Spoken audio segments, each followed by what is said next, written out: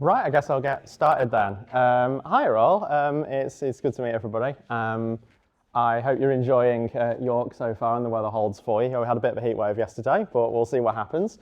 I'm going to talk about assuring AI in business and start with a thank you to the two funders of my research project, which are both National Air Traffic Services and UK Research and Innovation. So I want to start with an analogy. So the doorman at a hotel, what you might call a porter in British English, they open doors, right? That is the job that they do. It feels about right. So the natural question you might ask if you're running a hotel is, could I just get an automatic door? And that kind of feels like it might be true. But I'm going to give you a bit of challenge to that. Rory Sutherland introduced this idea. It's the idea called the doorman fallacy. And it's a question between visible and invisible value. The visible value of your doorman, your porter, is they open doors. But actually, there's an invisible value here, which is that they welcome people when they come in, they notice people who look confused, they're just there, so if anything happens you don't want to be happening, they're probably going to notice, and overall they just solve problems as you notice. The interesting thing here is that this applies a lot in the same way to how we think about AI in things like software development, because you've got a visible value here, which is that people write code. I'm a software engineer, I write software, but actually there's an invisible value here as well, which is, I notice when the business processes have been duplicated across different parts of the business, I question the requirements, I take a more strategic view across the whole business, and I understand where you're trying to go with the solution I'm actually being asked to produce. And again, I onboard people into that way of thinking as well. And so the main thing is the doorman fallacy here, is the idea that because we know how to measure the visible value, it's kind of all we think about a lot of the time. And what you need to be really careful of when you start to think about introducing automation into these sorts of contexts is, what is this invisible value that you're not going to be getting? And this is probably the most egregious example from the recent news. You might have come across this idea of token maxing, this idea of we're going to measure how many AI tokens people are using when they're writing software. And, like this sounded like something that's a bit silly, and maybe it's just kind of, I don't know if anybody's actually doing this. But I can tell you that this really, really was happening in Meta. They had a nice leaderboard of how many tokens you were using, and people were basically being measured on how much of their company's money they could spend as fast as possible. Room of business people, you can probably think that's not a great idea. So, it's very easy for me to just laugh at Mark Zuckerberg, but actually NVIDIA are doing this as well. This is Jensen Huang saying, I'm paying $500,000 for an engineer, they should be spending $250,000 on tokens. And when asked, are you seriously trying to spend $2 billion a year? We're trying to. So they really, really are completely convinced that there's a way of measuring output here, that visible value, and we're going to bang lots and lots of that out. So I want to start with that idea in terms of how we understand what the value of people are in automated contexts. Start with a bit of an introduction. So yeah, I'm Tom. I'm a research student based at the Institute for Safe Autonomy. I'm led to believe you're going to be visiting us over the next couple of days. I was an undergraduate here at York. I have a computer science background, although I kind of maneuvered into the cybersecurity side of things, and I spent lots of time talking to business people about process. So going to HR context, talking to HR professionals about how you onboard people into businesses, and I'll talk about that a little bit more later. I've got a lot of kind of broad interests across things like safety and privacy, and a lot of the risk side of stuff and safety of where my research has sat itself. But the main thing of what I'm going to be drawing on today is I had a several-year career across consulting, which was a mix of central government and some big international companies as well. And my current research as a PhD student is looking at human AI teams, how humans and AI systems can work together in context. And I'm going to talk about my research towards the tail end. You might say I'm a kind of AI realist, some might say. And so I think that's an important thing to say, particularly because there's headlines, lots and lots of headlines about how very, very scary all this stuff is. My favorite one, actually, version of AI tool too powerful for public, released to public. Thank you, the BBC. I think that's maybe slightly disingenuous, but still a funny title. So, there's lots and lots of scare stories around, and so we need to think about the realistic part of what it is that we are actually doing in these sorts of things. And so, some balance. AI works in all sorts of interesting scenarios. It works particularly where you've got constrained, well-defined problems. It works where there's lots and lots of training data examples of where this stuff's been used before. It works when humans know how to check the answer is a big one. And particularly interesting for me, it works when we've thought about system safety, we've thought about the context where it's going to be deployed, and we've thought about how it's going to work. And so I want to zoom in a little bit on that.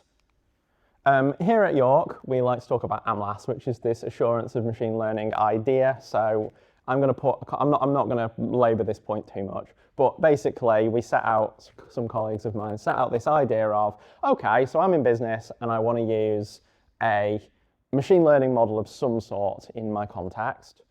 How would I do that? What is the safety challenges in that context? How would I know how to measure if it's working?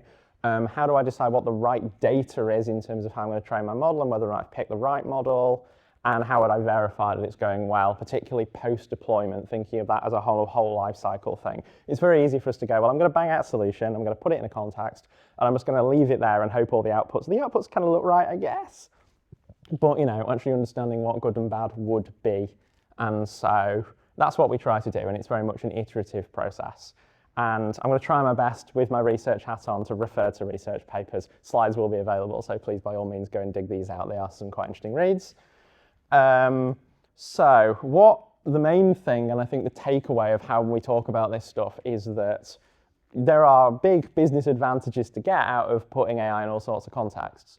But what we need to do is think about what the implications are of actually doing that. So let's talk about some of those implications. There's some challenges, and I'm going to start with some of those, and then hopefully you won't kind of think I'm a doomsayer by the end, because I'll try and talk on some of the good stuff I've seen as well. Skill fade, as we call it, is kind of a big challenge. This idea that if my whole job is to check the answers that come out of some sort of AI system, which we are genuinely seeing, particularly in the software engineering space, I get Claude Code up, I bang out some software, and I have to have a look and see if it looks okay. But if my whole job is to do that, do I actually learn how to do that myself? And maybe do I need to? Do I know what a bad answer would look like is a really interesting question when my job is to review, and if I have to decide if that's right or not right. And do I come to over-trust the AI as the one I'm really interested in? We've got a system that seems like it kind of works. Well, how well does it work? Do I know where the edges are? Do I know where it's going to start having problems? And so that last one, I think, is where regulation gets interesting. The EU, in its usual verbose wisdom, set out the regulation of the European Parliament and of the Council, laying down harmonised rules of artificial intelligence, what we like to call the EU AI Act, because no one is saying that, is this big piece of legislation which says kind of how AI should operate in the EU. And of course, as the EU is a big trading bloc, people tend to be interested in what it has to say further afield as well. And so it's worth looking at this, even if the EU isn't your context. I'm going to just pick an example. So some of the guidance that came out the back of the EU AI Act has set out a big list of prohibited stuff where you can't use AI. And one of these is for basically criminal risk and prediction. So somebody's up for parole, what you can't do is use an AI to predict their reoffending rate.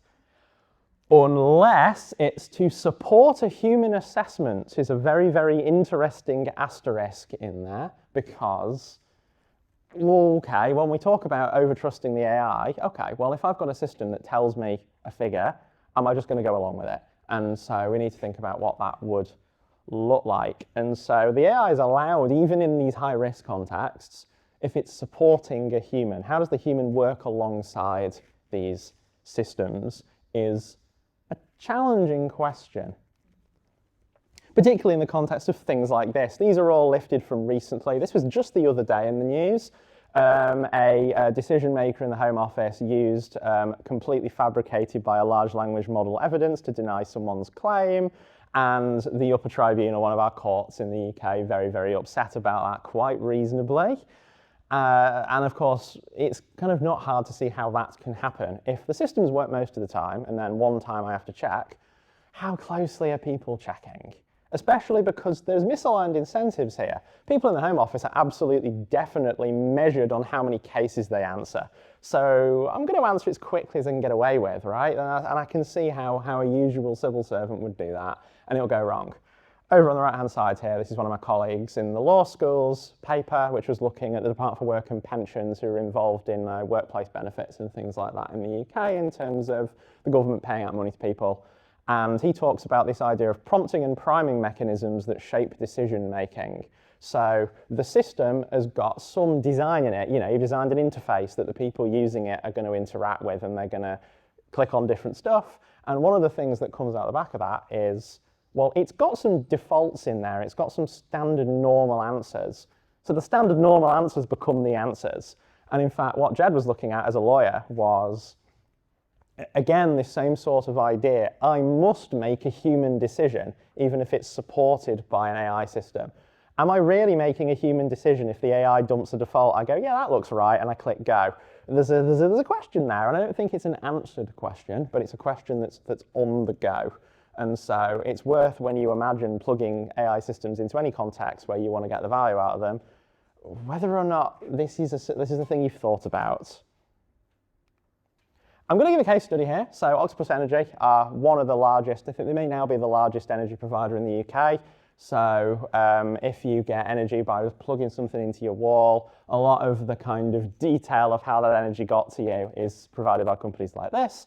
And this is a tool that they have internally, which they have published about, and there's some links down there, called Magic Ink, which is a kind of large language model-based tool. And they use this to help their customer service reps to give you better customer service. And they describe, so what you've got going on here is up here, you've got an AI-generated summary of previous interactions you've had with the customer. You've got detail about their account in terms of how much money they owe, whether or not they've got any kind of letters that have gone out to them. And then notably down here, you've got a pre-drafted email for you that's based on the suggested answer to their query. And I met a bloke from Octopus Energy, and he told me with absolute confidence, so yeah, cool, this stuff's great, you know, it does all the maths for you, it tells you all the things you need to tell the customer, it generates it out for you, and then, you know, the agent just checks the figures and sends it out. You're noticing a pattern here, which is that we certainly do have all these really cool systems, and I have to say this is really impressive. And the reason that people see this as so impressive is because it will remember 6 months ago when you spoke to the customer service rep that you said, you know, actually I need to get my energy sorted because my dog's ill or something, and it will remember to mention that the next time that you have a conversation with it, and people feel like a very personal experience, and they report very positive customer service outcomes, and you know, there's a reason they want to use this. But again, it does the maths on how much your bill should be. Okay, well, if you've used any large language models, you know that maths isn't necessarily their strong suit. People have been getting these things to struggle counting how many R's there are in the word strawberry until quite recently, because they just don't think about numbers and shapes in that way. They do this next token thing where we go, okay, well, what's the next bit of tax? They're not necessarily having an understanding of the whole context. And so you run into all sorts of problems. And there's some interesting things to go and have a read about how this tool works, how they're using it, and you can probably think for yourself about what some of the challenges might be in this. I want to just touch a little bit on bias in hiring, because that's always an interesting one for people who are, for example, trying to run a business. Everybody pretty much hiring now. One of the things you might notice if you try and hire people is you get lots and lots of CVs and cover letters that are really quite good really quickly, because of course everyone's using large language models to bang these things out. But on the opposite side of the fence, you've got people increasingly using large language models in order to decide who I might want to interview, for example. And this paper talks about this idea of algorithmic monocultures, which simply put is this idea that if I have, one of the things that we know that AI does is that you train it on loads and loads of data, which means it makes its decisions based on what it's already seen. It makes decisions based on the past. And what you, of course, have in the current workplace are biases, are preferences towards certain types of people. And so if I'm going to use an AI model to make a decision about hiring somebody, it's going to probably stick with all the biases that already exist because it doesn't really know. It's just these things are very, very good at optimizing for what it's already seen, what it's been trained on, and therefore what we kind of think we want to get out of it. And so, as a result, if I am to use one of these things for hiring people, you get really, really unfortunate examples. So even if you do so-called applicant blind hiring, where there's not personal demographic detail about the person you're hiring, a really common one is that if I'm hiring based on who I've already hired in my software company, and thus far I've hired 20 men. Okay, well, a woman's CV lands. It doesn't say she's a woman, but what it does say is, and I was on my school's netball team. So what it can do is it can use a proxy and it can go, oh, well, that's probably a woman, and that's not like what I've already seen, so I don't like that. And you get these really, really awful outcomes. And of course, the systems don't mean to do this because they don't think. I think one of the big mistakes that we see a lot in how the big AI companies talk about these things is they talk about the behavior, they talk about how they think. And we slightly entrench this when we talk about chain of thought in terms of how these things output text. And so we imagine that these things are discerning, that they make decisions, that they think about it, that they consider options. And they don't really. They do it in a slightly roundabout kind of way that's really clever, and I'm sure you've played around with these things and seen that they're really clever. But it's always a bit unnerving when we kind of talk about the idea these things think and then do something like this, and then we want to ascribe a moral thing to it and go, well, that's really bad, I don't want to do that.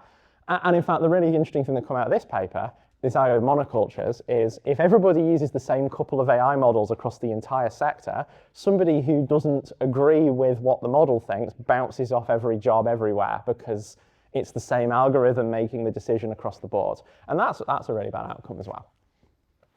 I've been alluding to some of this, but one of the things that you might have noticed is that if you look at what Anthropic does, who overall people tend to think are the least bad when it comes to thinking about safety, which I think is the praise is down here somewhere, the bar is low, but they have this idea of constitutional AI, which is that they've written a constitution, and it's a big document, although it's smaller than it used to be, which basically says how they want it to behave. Again, I don't like the terminology, but it's how we like to talk about this stuff, it seems. And you get phrases like this. In the context of political and social topics in particular, by default, we want Claude to be rightly seen as fair and trustworthy by people across the political spectrum, and to be unbiased and even-handed in its approach. And I want to pick that out, because if you look in any detail at how an AI model works, the reason that these things work as well as they do is because they have been trained to prefer certain types of output over others. We do things called reinforcement learning with human feedback. This idea that you may have even seen this maybe 12 months ago if you use something like ChatGPT. You ask a question and they give you two answers and it'll say, which one do you like more? And actually you're being crowdsourced for reinforcement learning with human feedback. You say which one you like more, that goes back in the training data, they train it again, and you get more stuff like what you like. And so that's how these things are so impressive. But what you end up therefore with is we've picked our bias, a direction, and in fact if you don't have biases, these things literally don't work because, well, without a bias it would just be random. You'd just get text and it wouldn't mean anything at all. The reason that you can have a fluid conversation with one of these things is because there is our bias. So, the reality is, of course, they mean sociopolitical bias. They mean a very specific thing. They mean that it won't prefer a particular political party. That's obviously what they mean when they write that. But there's a bit of muddling of language going on here, which is that if you're targeting your AI being unbiased, you've not really thought about it because there's biases in there one way or another. And when we talk about AMLAS, for example, as a way of thinking about assuring the use of an AI system, it's not about getting rid of bias, it's about being absolutely aware of what the biases are when I selected the data and what that's going to mean for the output and how I would evaluate whether or not that is acceptable to me. And we talk a lot at York in our research space about what we would call being free from an unacceptable risk of harm. So we don't try and make a thing perfectly safe. And in fact, this is where I draw on the cybersecurity stuff. We have this idea in cybersecurity, which is the CIA triad: confidentiality, integrity, and availability. And you kind of trade them off one against the other. You can make a system that is absolutely perfectly confidential. And what that is I get the hard drive, I put it in a box, in a box, in a box, in a box, I go on a boat, I sail out somewhere into the mid-Atlantic, I don't know where I am, I drop it somewhere, and then and then I disappear. And cool, yeah, it's perfectly confidential, no one's reading it, but you'll notice that it isn't available. You can't access it, it doesn't serve any purpose. And in fact, just as well, you can do the opposite. You could kind of bat signal all of your data up into the sky in a million languages and everyone can see it. Perfectly available, fantastic, but it's completely not confidential. And so we do this in security, we do it in safety all the same. There is no such thing as a perfectly safe system. Doing anything is unsafe. The question is, what is an acceptable amount of unsafe for us to do things? And my National Air Traffic Services, who are funding my research, air traffic management, literally making sure planes don't crash into each other. Think about the idea of planes flying around, particularly somewhere like London, where it's only a few miles and there's like 6 airports and there's hundreds and hundreds of planes and they're taking off 1 a minute per airport. Actually, there's not that much space for them to not hit each other, but yet it seems like they don't. And so the really interesting question there is, what is acceptably safe and what can we do to mitigate risk, and when do we know that we've done enough? And so think about all of those things. I've shouted a lot now about kind of things being bad, but let's talk about where people actually use these things well, because there are examples and there's lots of examples, and I want to draw on what I've done in the workplace in the past as well. So AI as a business enabler, this is literally a press release from yesterday. So this is brand new. This is the Medicines and Healthcare Products Regulatory Agency here in the UK. So if you want to use a healthcare product of some sort, then this is your regulator. Make sure it's safe enough. And they're talking about ambient voice technologies, which, if I'm just to break that open for you, is these days, if you go and see your doctor and a general practitioner, in England in particular, what you'll probably would see is that there'll be a sign up saying that they are transcribing your meeting. And you can opt out of it if you'd like, but they are by default transcribing your conversation. And whether or not you think that's a good idea, I'm going to put that one down and leave that as an exercise for the rest of you. But in terms of what it actually means, the premise of that is my doctor spends less time writing notes and more time talking to me.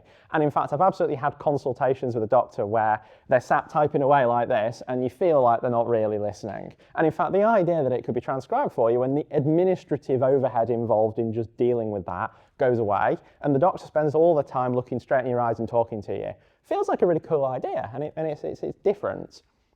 And the UK in particular is trying to take what they call them being the most AI-enabled health system in the world, which is a really interesting kind of little flag in the sand, as it were. And so the whole idea with that is, how can we kind of do more of this? And in fact, the main thing that came out of this press release is effectively a decision, which is that this transcribing your notes from your GP consultation is not a medical device. If you say that something is a medical device, so I've got a medical device attached to me, I'm not going to go into the detail of that, but it's a medical device. That has certain challenges. If you're a business person, you want to get that to market, you have to do all sorts of hoop jumping and convincing the regulator that you've tested it enough and all sorts of stuff. You can actually be a little bit more fast moving with something that's not a medical device, and they say this isn't a medical device because they say fundamentally it replaces an administrative activity, which is typing up notes. The fact there's medical data involved actually apparently doesn't make a difference.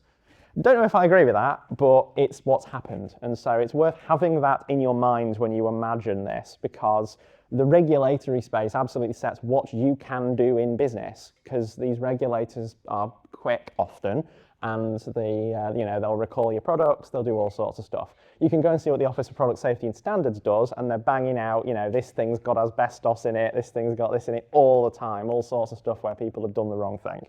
And so you need to be aware of that. I'm going to talk about a case study, which is identity and access management. In my consulting days, this is what I did. So this is very much in the cybersecurity space. There's this idea that one of the things you'll notice if you've ever worked for a large business is that getting access to stuff is a pain, because they've probably had an audit done And they're kind of going, okay, well, what if someone gets access to your financial data? That's really bad. And so as a result of that, they have set out controls, as we call them, that stop people from accessing stuff they shouldn't do. And IAM kind of sits in the middle, and it's this idea that you should get the right people, the right access at the right time. I need to be able to look at the finance figures so I can get access to the finance figures, but person over there doesn't, so they can't. And one of the things you often see when you join a company is it takes weeks. You have to put requests into IT, you have to put requests into HR, they bounce them all around, people sign it off, it's very slow, it's very painful, and it means that people can't do the work. And in big businesses, it's a source of a lot of inefficiency, the fact that people sit around waiting to get access to the right data at the right time. IAM tries to introduce some automation. We go, well, how can we make a workflow such that you can more quickly get access to the right stuff? And one of the ways we do this is this idea of role-based access control. That's the really big one, which is that I work in finance, and a person who works in finance has these 10 different apps that they need access to and this data they need access to. So all I do when I arrive is I look at your job title, I go, that's a finance job, I give you the finance role and you get all the right access. And that's really clever. And so that is a use of automation to make this stuff work quicker. Because one of the things you actually tend to see in the joiner, mover, leaver process is what tends to happen in most organizations is I arrive on day one, maybe somebody's organized me a laptop if they were good. I then have to put a couple of requests in after my line manager and say, oh, I haven't got access to that thing, or I'm missing this data, how do I do this, where does this all happen? And it's really, really manual. And then somebody moves in the business, and this is the really, really common one. I've got a job in finance today. I've just got a new job as the CEO's PA, but I've still got all my finance access because I've not just joined the business new, I've got the roles and I've moved over there. And people tend to collect privileges by moving around the business, whether or not they mean to. And so if that person, just kind of misplaces their password on a train or something, you've suddenly not just lost some of your data, you've kind of lost all your data, and it goes really, really wrong really quickly. And in fact, in the leaver process, people hang on to access for years and years and years, and people don't notice. So one of the things we try to do in the IAM space is automate that. And I've done this with all of these. So Innovate UK is one of the research councils that funds kind of businesses in the UK. JLR's Jaguar Land Rover that make Range Rover cars and things. Kingfisher is B&Q, which is a big builder's warehouse. You buy stuff for your house and stuff, like flooring and fence panels and stuff. And so this is the context that I've seen this stuff done in. And increasingly, there's tools that do this more with AI. So SailPoint is a big one that does kind of governance stuff in terms of can we use AI in particular to do this automation? And so one of the ways that we try and do that is going, well, we know what a normal user looks like. Can we actually automatically, with a kind of pattern recognition AI thing, go, well, okay, well, I know a normal user looks like this. They probably need these roles. And this person seems to have left. Can I, automatically go and take some access off them? And the challenge, of course, is data. Getting access to the right data. And often, if you're a Microsoft house, like most people are, you've got something like Active Directory sitting with loads of data, and you've got to try and pull all of this in, and these things orchestrate all the data getting in, and then you know how you can use AI better. Another one is this idea of privileged access. So I know a guy who works for Barclays Bank, and he does what they call site reliability. So he makes sure that if you're trying to use the Barclays Bank mobile app and it goes offline, he picks the phone up at 2 o'clock in the morning and fixes it. And so what you probably don't want is him to have access to go in and just change how much money you have in your account. That's probably not a good idea. And in fact, the Financial Conduct Authority will get very, very sad if you try and do that. And they are probably the most ruthless regulator in the UK. They will hit you very, very hard and fast. So if you're in that context, what we have this idea of privileged access. I need to do a privileged activity. I'm just going to step up this one time to a higher level of privilege, do the activity, and then when I'm done, I step back down again. And there's an approval process in the middle there so that it's all audited and auditable and checkable and stuff. And so one of the things that's quite common in this space is we invent a kind of fiction, which is that when I do this kind of thing, I want access. And so I do the sign off, my boss ticks yes, I go into the system, and my session whilst I do the privileged activity is recorded, as in literally your screen is recorded and they log all your keystrokes and stuff, and then a person could audit and see what's going on. The reality is, in a very, very large business, this happens several times a day, over a very long period of time, and I can tell you now that nobody is sitting and watching all the videos to make sure that every privileged activity was doing what they said they were doing and are meant to be doing. It's just not happening. So, enter AI. What they're doing now is going, well, an AI model can watch the videos for you and it can flag stuff that doesn't look normal, and it can go, well, actually, you wrote in text in your thing that what you were going to do is go onto the mainframe and do X, Y, Z. And actually, when I go and look at the command you ran, that's not what you did. And it can flag that, and then someone can go and investigate immediately rather than this stuff sitting for months. Because usually what would happen, of course, is something will go completely wrong. We'll call in an incident response team, and they'll say, oh, yeah, your audit logs say that they did this 3 months ago. And it's like, OK, what am I meant to do with that? We've already lost all the money now. So there's all sorts of opportunities where this stuff is just going to making this stuff faster and easier to do, which is great. But as with all of these things, there's that question of, well, what's normal behavior? Because if the model goes, if you're trying to desperately pick up the mobile app and it's costing you millions of pounds for every couple of minutes the mobile app's down, and then your AI model says, oh, that's really dodgy and gets in the way, it's going to cost you a lot of money. So once again, it's trade-offs. You've got to make a choice of whether or not it's more important to be secure or it's more important to be able to get things moving fast again. And businesses have that challenge all the time. Can I just kind of have some master kind of back-end credential that gets me into everything and I can just fix the problem and get back to doing my job? And what you find doing IAM in a lot of businesses is the employees hate it because basically you're the security people who get in the way and say you're not allowed to do that.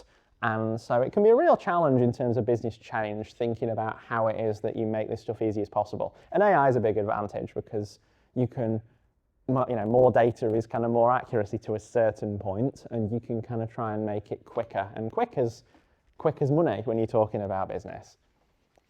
I suppose I'm obligated to talk about safety. It's what I do. I wouldn't quite call myself a safety engineer yet, but it's in that sort of space.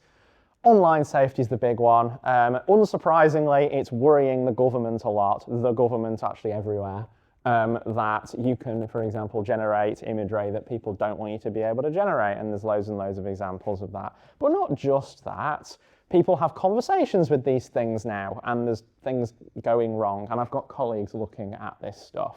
And so what we increasingly are wanting to do is regulate. It's kind of the favourite answer of all governments. They kind of don't know what else to do. Well, we'll say you can't do that. Right. And so we have the Online Safety Act here in the UK, which is, and here's the ASPCC is one of the big child protection charities here in the UK, and they're going, they spent 5 years campaigning for this. This is a massive deal for them. We're going to protect children. Unfortunately, what of course that means is everybody now in the UK has to prove they're not a child in all sorts of contexts. And that means even if you're doing something as simple as, I've made a mobile app and that's my business, and users can talk to each other on the app. Oh, well, that's communication between users. You have to make sure that adults aren't talking to children. So you've got to know everybody's age now. So now you've got to hold everyone's ID. And if you've got to hold everybody's ID, you've then got to think about all the protection and security in terms of what happens if someone tries to hack in and get access to all the IDs. And of course, people do this wrong all the time. Discord immediately lost 70,000 users' IDs, and then straight after doing that decided that everybody's got to give their ID over in order to make sure that they are definitely an adult.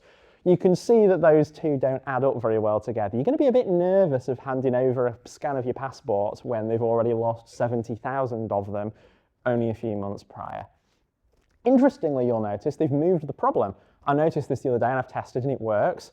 You can delegate the trust. So this is an interesting cybersecurity concept, which is that I don't have to know how old you are as long as somebody I trust knows how old you are. So I can delegate it to Google. So you can put a scan of your passport into your Google Wallet now, and all it does is it presents like a QR code that the vendor on the other end can scan, and it just says, yeah, this person's this old. It doesn't tell them any other information about you, even when it withholds your name, really. It just validates the person who's got that set of credentials has done that, and there's biometrics to make sure that it's who you say you are, and blah, blah, blah, blah. But the interesting thing then is, you've got to trust Google not to lose your ID, so you've just pushed the problem. Great for a small business, though. because then you don't have to go, well, what if people give me their passport and I lose it and then the police come knocking at the door? I'm going to be very upset about that. If I can just say, well, it's actually, all I know is this user is 24. Oh, fantastic, cool, give them the access, and then I can convince the regulator that I did my bit. And so there are opportunities where we're using more of this stuff in order to make it a bit easier. The challenge with the Online Safety Act, though, so this is actually just the other day as well, this is a public inquiry. So the House of Lords Communications Committee is going to be looking at whether or not it is fit for purpose as a piece of legislation in terms of whether or not it actually, big scare quotes, protects children or not. And here's the Baroness Keeley, who is the chair of that committee, saying, it is now clear that the Act is not working as well as it should, which I think is something I can agree with, particularly because right now you can go to the Ofcom website, you can go and look at their list of enforcement notices, you can search by the type of restricted material that you might like access to, search for open cases, and get a list of URLs of non-compliant websites. So if right now you find yourself not of the age that you can access this stuff and you want to find all the people who aren't complying with the law, nice list there for you, which, there's always unintended consequences with these things. But there is a real question of whether or not any children are actually being protected, but what we have done is made it really, really hard to actually do business, because I need to be able to prove that these people are the age they are, and so there's all this overhead and handling IDs. And you notice this if you ever try and work in the UK, the right to work process is terrible. It's just this constant, where's your passport, where's your visa, where's your this, where's your that, so that you can even do like 1 hour of work one time. We've made it really, really hard to do business. And of course, that's really, really handy for the big players, because the big players can afford all the compliance. It's the small businesses that have real trouble, because you're still going to have the same standards. You've got to know who everybody is. You've got to just handle all the data. But you've not got the scale necessary to make sure you can do that properly. So you just can't enter the market. And of course, conspiracy theory moment, this is my opinion only, perhaps this is why all the big AI companies like Anthropic are making so much noise about how scary their AI models are. Because if it's so scary you have to regulate it, there's probably 4 players in the world that can afford to comply with the regulation. Everybody else can't make AI models anymore because they're too powerful. And so if you're a small business and you're thinking, how do I get involved in this? You kind of can't increasingly, because it's just going to get too hard and too expensive. Not least, you'll notice that these companies are setting fire to billions of people's money in order to train these things. So you just can't keep up, and you've got 4 options of which AI model you're going to use. And that's probably not very good for actually making a business work. And of course, the government loves talking about how AI is going to transform business, but really, they probably imagine you're going to use ChatGPT or Claude or Copilot. And that's pretty much what everyone's doing. I wanted to step outside of the kind of UK and EU context just to say that everybody else is having a go at this as well. So Peru is actually the first mover in the kind of like South America space in terms of thinking about regulating AI. Because of course regulation can be a good thing. If it makes it clear where the line in the sand is of what I am and am not allowed to do, I can feel that I can get more experimental because I know what the rules are. So good legislation is useful. And they set out this idea as something is high-risk AI if it affects life, dignity, freedom, security, or basic rights. As it turns out, that's probably pretty broad. Things like employment are included in things like that. My energy company, so I talked about Octopus Energy, that's a fundamental right, being able to get access to things like energy in terms of things like clean water and all sorts of stuff. So it starts to get very complicated. And they set out all these things you've got to do. Maintain a record of the system, and you're seeing a pattern here. Again, there's a barrier in front of small businesses doing this stuff, and the big companies can probably afford it. There's some interesting stuff here, though. Things like provide staff training on risks. I think governments quite like to imagine that all we need to do is just everybody needs to be trained enough in how AI works, and that's going to solve all the problems. Not sure that's quite true. And again, it kind of assumes that there's a human overseeing a lot of these things. So we see this. We say the idea that there's mandatory algorithmic transparency and mechanisms to explain decisions that affect rights. That sounds like a nice idea, but immediately, algorithmic transparency. We talk a lot about this idea that AI models are black boxes. These things just sort of take numbers in. If you ever tried looking at the weights of an AI model, literally just a big vector of numbers. Nobody actually understands these things. There's a whole area of active research called mechanistic interpretability. People are trying to look at these. Can I poke specific numbers and see what happens? And we don't know. The really bizarre thing about these things is it's kind of amazing they work. But yet, you've seen, if you've used something like ChatGPT, these things work. Okay, but it's black box. So if I ask it to make a decision, even if I ask it to tell me what I might do about a decision, even if we stay in that human oversight space and we solve the problem with human oversight, it's a black box. So what do I actually tell the regulator? What do I actually even tell the person who's had a decision made about them? And the UK equivalents of these, something called the Data Use and Access Act, has exactly the same challenges in it. It says that you've got this right not to have automated decisions made about you if you don't want to. You've got a right to have it explained to you. But we kind of increasingly don't know how to explain these things. So it's a really, really tough problem that imagines that we can solve this, and yet we haven't done yet. And so I'm touching a lot here on this idea that people need to work together with these systems in order to make this work, and all the law across the board, everywhere in the world, has got this assumption of a human oversight, but yet we kind of know this doesn't work. So I just lifted this paper out that's reasonably recent, and there's this nice quote which is, humans often deteriorate the performance of automation, which you might think that's a slightly weird thing to say, but basically it's because of a simple fact, which is that if the system's better than the human just gets in the way all the time and says, well, why did you do that, and just gets it wrong.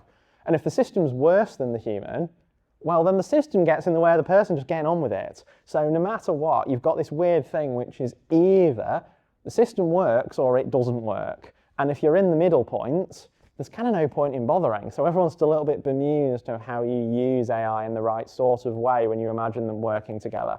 And one of the things we absolutely know, and this is where I cite Bainbridge, which was the 80s, it's a long time ago now that we've been knowing this stuff. People are actually quite good at doing hard tasks. If you put them in front of something difficult that they've practiced, they can do it pretty well. And this is how air traffic controllers can stop planes from hitting each other. We know they can do this if they're trained hard enough. They're really bad at monitoring, though. We know this, and there's loads and loads of kind of good examples of this. The worst case example of this is, so my job is to watch a self-driving car. I'm not watching. Oh, it's too late, right? And this is the genuine case that happened in Florida. And in fact, she was watching The Voice on her phone at the time. That's possibly the worst case scenario. As it turns out, bizarrely, had she have been paying attention, the person she hit probably would have been hit anyway, because they appeared completely out of nowhere in a place that you wouldn't be safe to cross in the dark, not in black. So as it turns out, probably not her fault, but she still took the rap for it. Really, really interesting case, this one, to go and dig up. But the whole idea is, as much as that's possibly the most egregious example, she's literally watching television on her phone, the thing is, we know from the psychology and neuroscience literature, it's how your brain works. If my job is to sit with my arms folded like this for 50,000 miles while a car drives itself perfectly, and then one time I've got to slam my foot on the brake in 0.3 of a second, there is not one person in this room who can do that. And in fact, we know neuroscientifically you can't, because what happens is your brain just turns the dial down a little bit. You get used to the fact that you don't need to watch because the system works, and then you don't watch. And even the best efforts to kind of really, really open your eyes and look at it, your brain's just not seeing the patterns and not seeing the data. And this is where that skill fade things come back in. Driving a car is hard. People, I can do it and listen to the radio and have a conversation. So it's actually so it's hard, but it's also not once you've got to the point of getting really good at doing it. The challenge, of course, is if my job is to monitor a system, am I so good at doing it? It's exactly the same question again.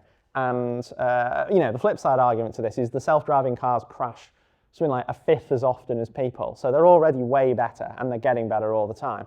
So, maybe we just all shouldn't be driving. Maybe it should just all be self-driving cars, right? People don't like that answer, of course, but it's interesting to think about all these things. What I wanted to do, just to kind of bookend this, is draw on, when I talk about all this, well, how do people monitor, is talk about where my research fits into exactly that question.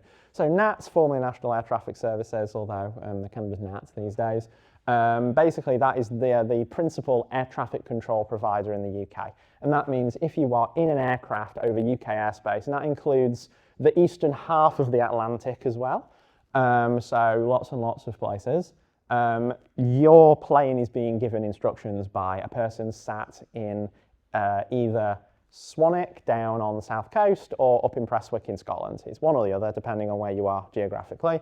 And their job basically is to make sure that that happens safely, it happens sufficiently quickly that your plane gets there on time, and that everybody doesn't hit each other. There's a challenge here though, which is that, so that blue is this year, and that's year to date. One of the things you'll notice overall is that there's kind of a trend upwards. You'll notice a conspicuous COVID-sized hole in people not getting on aircraft for a little while, but it's largely recovered, and I can tell you that this year I anticipate will be, again, beating that 2019 peak. So that, by the end of the year, is going to be maybe up there. And so we've got the most planes in the sky ever. And you may have noticed they want to build another runway at Heathrow Airport, which means there's going to be even more planes going up in the sky all the time, because this number is literally limited by how many airports there are that can take planes. When there's more demand, people will fly more. So you've got this demand problem increasing, and you've got this supply problem, which is that if I want to be an air traffic controller, it kind of takes like 3 years to reach the point where I'm even allowed to really do that job. And there's this really, really complicated process. There's all these cognitive assessments, and that's things like spatial reasoning, how well you can do stuff. They test your sight, they test all sorts of things. If you take basically any medication at all, a psychiatrist's got to be convinced that you're safe enough.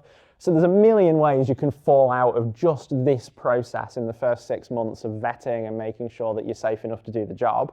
And then it takes another 2.5 years to reach a point where you're certified. And then you're certified on one bit of airspace, whether that's one sector, one space that's some number of miles wide, or a tower where there's planes taking off and landing. You can do that in one place, which means if there's a couple of people trained to do Heathrow Airport and they're all ill, there's kind of nobody else to do it. So we've got this really, really challenging push of supply and demand in both directions, where air traffic control is seeming to be an unsustainable space. And we pay these people well, right? Because it's a hard job, it's a really hard job. I was really fortunate to go and visit them recently as part of my research project with them. And you meet the people who are doing this stuff, and it's really, really shocking that planes all don't hit each other, generally speaking, because it's amazing, it's really, really impressive stuff. But it's partly because these people get really, really good at it, and they work very, very short shifts because you get tired really quickly because it's really hard. And so it's really difficult to get enough people through the door that can do the job. So, as with all problems, we've got cool AI models now, and we've got the ability to do more automation. Can we do it? And so my research fits in these handover spaces. So there's all these different scenarios where something, an agent of some variety, usually at the moment an air traffic controller, is in charge, and then somebody else is going to be in charge. And so, maybe my shift ends and then someone else is going to take over, or we've done what's called sectorizing the airspace. You stitched up into all these different boxes of airspace, and then you have boundaries where they hand over between the boundaries. And you've also got the supervisor thinks you need help now, and they're going to split the work up. And they have these ideas of a thing called bandboxing, which is that basically they group sectors together and repartition the work and do quite complicated stuff. But between all of these, there's a flow of handing over between people kind of taking, I'm in charge, somebody else is in charge. So there's this really, really big, actually quite amazing project called Project Bluebird, which is between the Alan Turing Institute down in London and the University of Exeter and NATS. And they're looking at building a digital twin that they can use to train AI agents on doing this. And they've discovered you kind of can. It's not safe enough, they haven't plugged it into real operations, but they can take a pretty good simulation of actual airspace with real data live, and you can go to an AI model that you've trained on it, and it can give directions to aircraft such that they don't crash. And that's really amazing. But if you're going to start implementing that, you've got to think about how a system like that would work with the humans, because there's going to be fluid moving back and forth. Sometimes, is it safe enough? So now if it's safe enough, you have some boundary, and we say, well, if it's like this, it's safe enough. But at some point, that might mean the agent can't cope anymore, and it's going to have to hand it back to the people again. And over all these boundaries, you've got to deal with that. And so enter my research project. I've got a shared IP arrangement with NATS where I'm going to be going and visiting them and getting the opportunity to study the actual operational environment, do prototyping of what new systems would look like, and answer questions like this, which is, how do we train air traffic controllers now? How do we deal with that skill fade issue if more of the job is handed over to somebody else? There's how does collaboration change in terms of how does that fluid control move back and forth? But also, how do we measure when the AI should hand over again? Because at the moment, you could have a medical emergency and a person will take over and it's being monitored by a supervisor, for example. But if my job fundamentally, again, it's that same question. If my job is to monitor an AI agent that can kind of do the job, am I watching? Do I know how to monitor it? Do I know if it's within the safety boundary? How quickly can I take back over again? Almost definitionally, because we're trying to solve that supply and demand problem, we've got a problem, which is that if I've got an AI agent that's in charge of doing this work, it's because there aren't really enough people to do it anymore. So if the AI agent can't cope, there's kind of no one to hand it back to. So we've got to have some plan of how that's going to work, how it can be done gradually, how we could load balance it, what you would do about the fact there are planes in the sky. So it's an active area of research, and it's pretty exciting, but I kind of don't know where I'm going with it yet. So that's that. What I am going to do, though, is leave it there. I'm going to say that's LinkedIn if you want to come and find me and send me messages and whatever. I post about stuff, and I'll obviously be posting about the research I'm doing. These slides will be available, so you can have a look at links and references and stuff that I referred to. And I don't know if there aren't a couple of minutes of questions, but thank you very much.